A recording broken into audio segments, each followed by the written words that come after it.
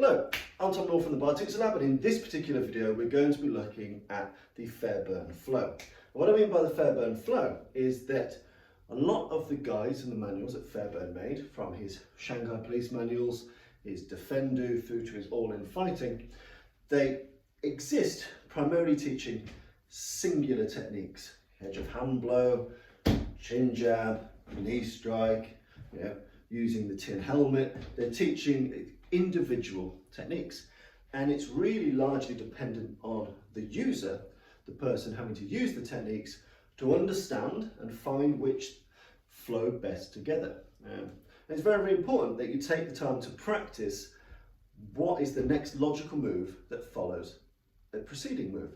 So for example, from a reverse edge of hand blow, I've got a couple of options. My body is now turning this way, so I can either drive closer in with an edge of hand blow, I could stay further out and apply a secondary edge of hand blow, so a horizontal and a diagonal, horizontal, diagonal. I could do this particular blow straight into a knee, or into a grapple such as a Japanese stranglehold. There are things that flow together very, very nicely, but Fairbairn spends very little time instructing people on how to knit this together. But as a sensible fighting man with lots of experience, he'd realise that one technique alone very, very rarely ends a fight. Unless you catch an opponent completely cold cocked, bang!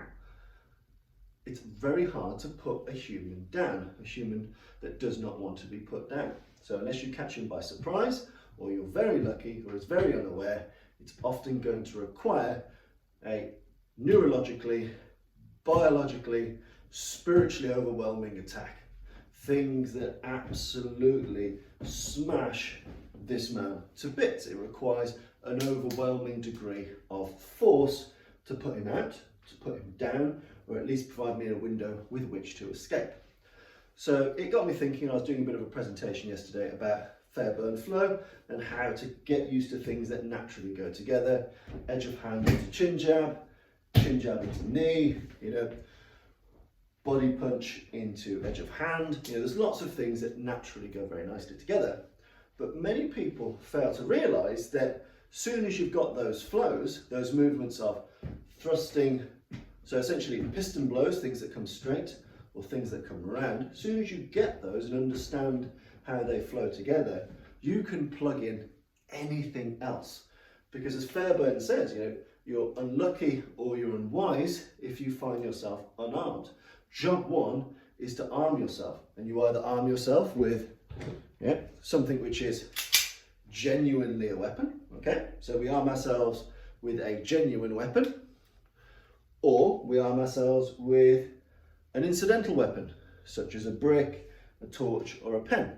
But either way, we're obliged, really, if we're smart, to arm ourselves, to be armed before the confrontation exists, or in the midst of the confrontation, to find something situationally, whether it's acquiring this opponent's weapon, so edge of hand blow and acquire his pistol, or whether it's I fall on the floor and pick up this brick. Whatever I do, I'm obliged to pick up something which is a force magnifier, a force equalizer. Fairbairn's teaching people which often would have a physical disadvantage. A lot of the people that are involved in spycraft and intelligence, they're not muscle-bound commandos. They might be a one-legged fluent Russian speaker working in Lithuania. They might be someone that's operating as a typist that speaks fluent German. These people aren't going to be huge, powerful, effective monsters. What they are going to be is normal people. And so therefore, if they have a force multiplier, they can essentially do the best damage they can in the smartest possible way, in the shortest possible time. So when we're looking at Fairbairn flow, I encourage students, once they've got the flow of the technique, how can you add in those weapons and still not lose the science of those techniques? And it's very, very important. So one of the things I teach my students is, if you've got the edge of hand blow, you've also then understood the knife. If I can use an edge of hand blow, I can use a knife, and any combination that my edge of hand blow is used for, I can now plug in a tool, a knife, and succeed. So if I take an original combination, horizontal edge of hand, forehand edge of hand, horizontal edge of hand. So as soon as you've got that flow, which is a nice flow for unarmed, as soon as you've got that particular flow of strikes, now we're going to add the knife to the mix. Edge of hand blow, I've now managed to draw my knife, edge of hand blow, draw the knife, here. My body's doing the exact same thing as the unarmed system, but now I'm plugging in a tool. It allows me to operate in that plane. Anything I can do edge of hand, I can do as a cut or a slash with a bladed article. And that's something that's very important for people to pick up. Soon as you've nailed this, don't just spend years doing this. Soon as you've got it, experiment with, right, that was a knife, now we're going to use an incidental. We've got a pen in my pocket, exact same material. I've got my edge of hand blow. I've drawn a pen, I've struck that behind the ear, into the jaw, into the meat of the face, and I've ripped, but I've applied the same principle as the edge of hand blow, but now I've used the nasty end of a pen. 1, 2, 3. 1 into the eye, 3. I can repeat that as I wish. So you go weapon first if I wish. Forehand, backhand, forehand. I always train students, however, that your wherewithal to draw a weapon or acquire a weapon often isn't with you for the first strike. So often I'll teach the first one in as a series, being unarmed, giving you the milliseconds you need to think, shit, I've got a pen, shit, I've got a gun, shit, I've got a knife. That deals with the immediate threat just for now, while I draw something that allows me to do the flow I had before, but in a damaging, finalistic way that doesn't require me to have very robust physical attributes. This is effective, but you need some degree of physicality. Soon as you put the pen in the eye, my physicality needs to be markedly less. I still need to have enough force to drive it in, but I'm playing to my strengths, which is cunning, deception, weaponizing. I'm gutterfighting. There are no rules. I'm going one level above you in order to beat you and achieve my objective. So if you think about any blow which is a edge of hand or any rounding blow, you can plug in a weapon of design such as a knife, so chop, cut, chop, and any iteration thereof. A weapon of opportunity such as the pen, draw the pen, chop, strike, chop. We're still doing the exact same body mechanics. The flow is exactly the same. You can move into things like koshes or less than lethals. So this is a kosh. If I'm doing intelligence work where it's bad for me to kill people or seriously put them out of the game, I can still do the technique with the less than lethal. So I can still do the chop, I can still do the strike, I can still do the chop. The motions are exactly the same. So whether it's blades, an incidental like a pen, whether it's a non-lethal like a kosh, a sap, a blackjack, that motion, me being able to do it 1, 2, 3, 1, 2, 3, is perfectly sound. And at any one juncture, I can start with that weapon, or I can use that weapon in the middle, or I can assume that I've only drawn the weapon after the first strike. 1, 2, 3. So it's another good practice to get into, being able to draw and strike at the same time. So if this is in my pocket, movement 1 is that. You see? So I've got this drawn, I've got this holstered or in my pocket. Job 1, I've withdrawn the weapon, I've struck the opponent, I've landed that strike, now I might want to clear off. So as you can see, being able to draw the weapon mid-combat is very important. So strike and draw, then attack, and being able to plug that weapon into a natural unarmed flow is equally important. So knife, pen, kosh, blackjack, stick, torch, do the exact same thing with the torch, shine the torch, chop, strike, chop, chop, strike, chop, or the other way around, strike, chop, strike, strike, chop, strike. Anything I can do unarmed, I can do with this.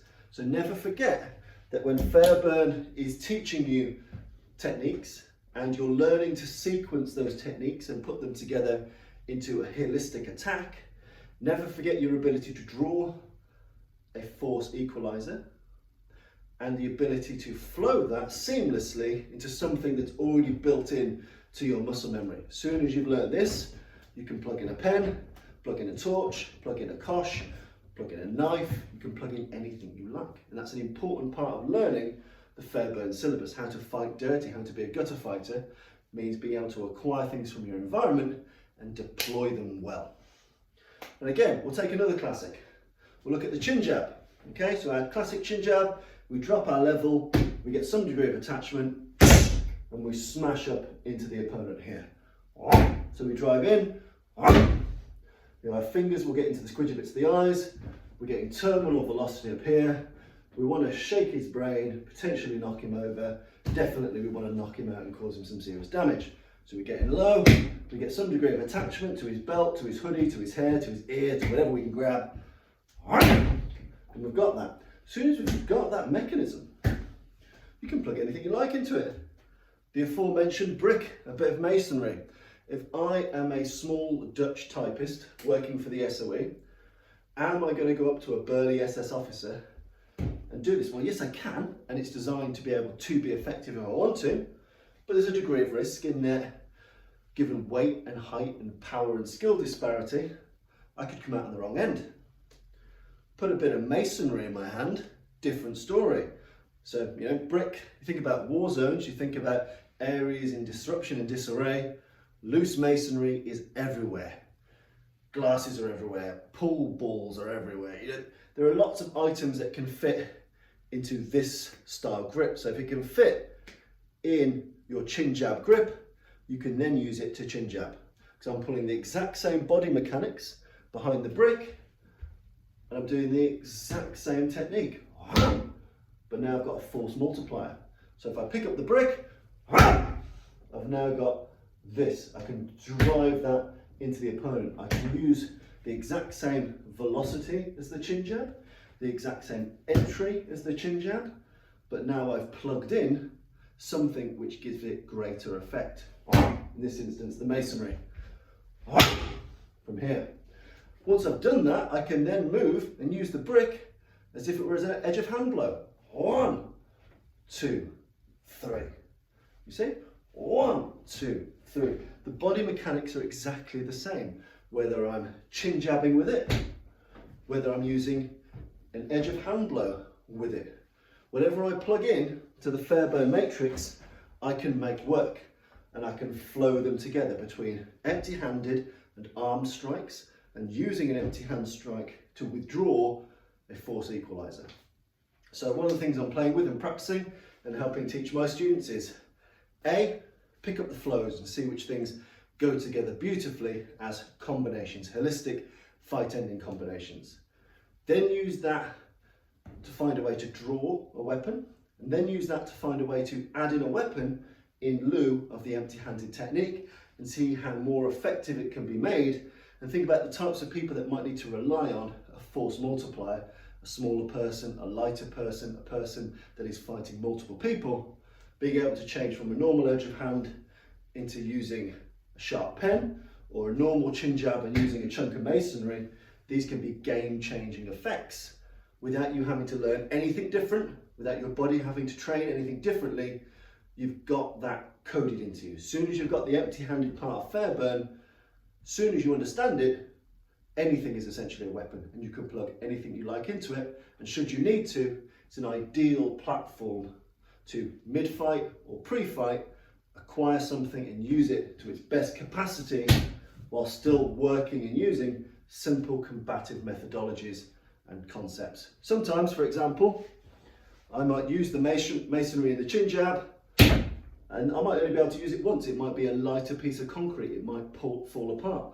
After I've done that, that's no longer useful.